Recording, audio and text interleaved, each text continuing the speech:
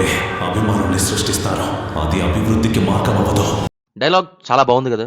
వెట్రిమరన్స్ విడుదల part 2 trailer మనకి Vijay Sethupathi character అయిన పెరుమాల్ వాతియార్ యొక్క గతం మీద ఉండబోతుందని తెలుస్తుంది. ఆ తర్వాత ప్రజెంట్ టైంలో ఎస్కేప్ అవ్వటం, పోలీస్ వర్సెస్ సపరేటిస్ట్ గ్రూప్ మధ్య కాల్పులు, వీటి మధ్యలో కుమరేసన్ ఎంచుకున్న మార్గం ఏంటి అనే ప్రశ్నకి సమాధానంగా ఉంటుందని చెప్పొచ్చు.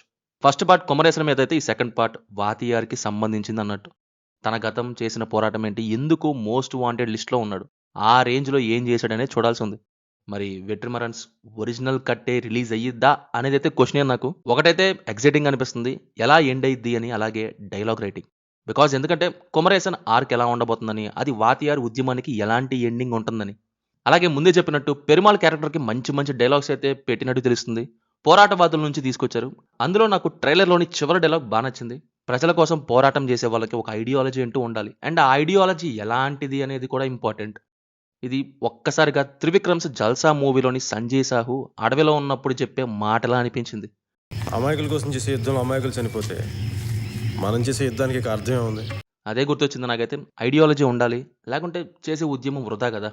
చూడాలి మరి సినిమా ఎలా ఉంటుందో. ఇంకో 3 డేస్లో విడుదల అవబోతుంది కదా.